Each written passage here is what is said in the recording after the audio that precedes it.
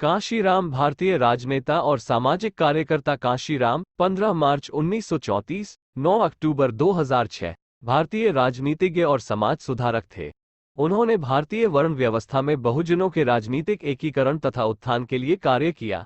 इसके अंत में उन्होंने दलित शोषित संघर्ष समिति DSSSS 1971 में अखिल भारतीय पिछड़ा और अल्पसंख्यक समुदायों कर्मचारी महासंघ बामसेफ और 1984 में बहुजन समाज पार्टी बसपा की स्थापना की।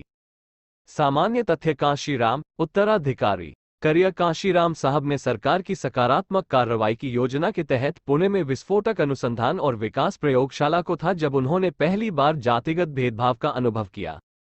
कैसे? उन्होंने ऑफिस में देखा कि जो कर्मचारी डॉक्टर अंबेडकर का जन्मदिन मनाने के लिए छुट्टी लेते थे उनके साथ ऑफिस में भेदभाव किया जाता था। वे इस जातिगत भेदभाव को खत्म करने के लिए 1964 एक दलित सामाजिक कार्यकर्ता बन गए थे। उनके करीबी लोगों के अनुसार उन्होंने यह निर्णय डॉक्टर अंबेडकर की किताब एनिहिलेशन ऑफ कास्ट को पढ़कर लिया था।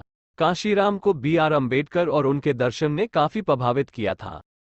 कांशीराम साहब ने शुरू में Republican party of India RPI का समर्थन किया था, लेकिन भारतीय राष्ट्रीय कांग्रेस के साथ जुड़े रहने के कारण उनका भंग हो गया था। इस कारण उन्होंने 1971 में Akhil Bharatiya SC, ST, OBC और अल्पसंख्यक कर्मचारी संघ की स्थापना की, जो कि बाद में चलकर 1978 में BAMCEF बन गया था।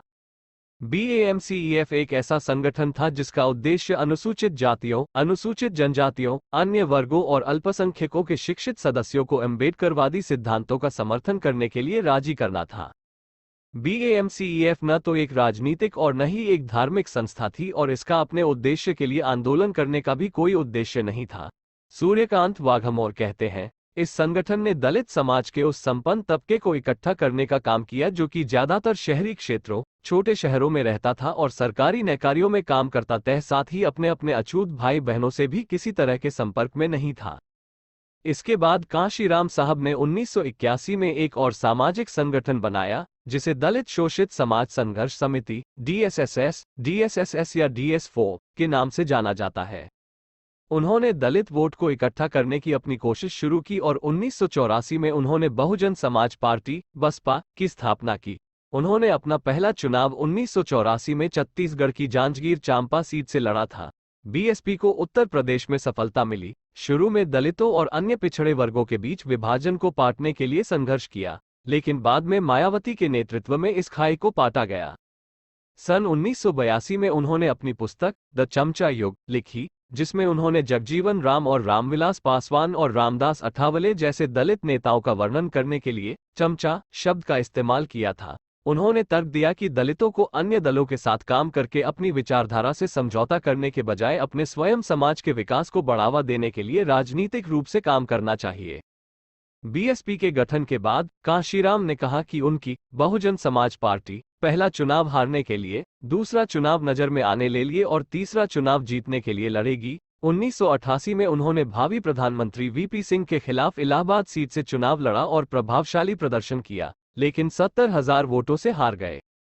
वो 1989 में पूर्वी दिल्ली लोकसभा निर्वाचन क्षेत्र से लोकसभा चुनाव लड़े और चौथे स्थान पर रहे। सन 1991 में कांशीराम और मुलायम सिंह ने गठबंधन किया और कांशीराम ने इटावा से चुनाव लड़ने का फैसला किया। कांशीराम ने अपने निकटतम भाजपा प्रतिद्वंद्वी को 20,000 मतों से हराया और पहली बार लोकसभा में प्रवेश किया।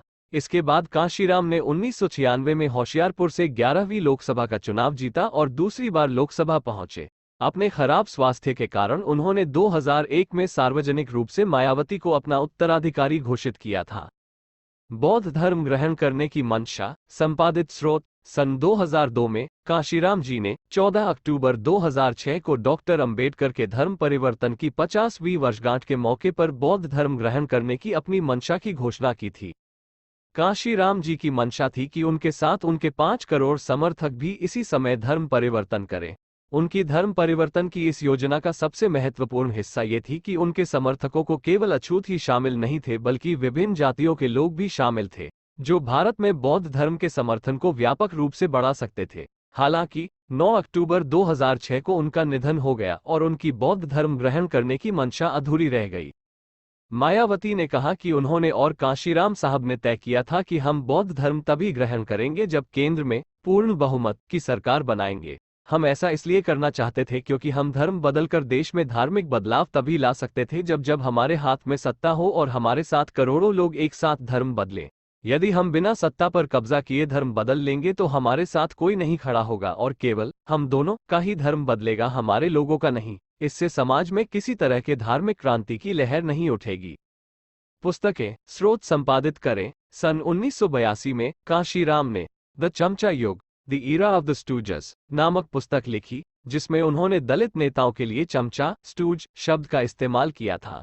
उन्होंने कहा कि ये दलित लीडर केवल अपने निजी फायदे के लिए भारतीय जनता पार्टी, भाजपा और कांग्रेस जैसे दलों के साथ मिलकर राजनीति करते हैं। उनकी पुस्तक बर्थ ऑफ BAMCEF भी प्रकाशित हुई थी। 27 उनकी जीवनी कांशीराम दलितों के नेता बद्री नारायण तिवारी द्वारा लिखी गई थी। कांशीराम के भाषणों को एक किताब के रूप में अनुज कुमार द्वारा संकलित किया गया है। इसका नाम है बहुजन नायक कांशीराम के अविस्मरणीय भाषण। इसके अलावा कांशीराम साहब के लेखन और भाषण को SS गौतम ने संकलित किया था, जबकि कांशीराम द्वारा लिखे गए संपादकीय बहुजन समाज पब्लिकेशन ने 1997 में प्रकाशित किया था।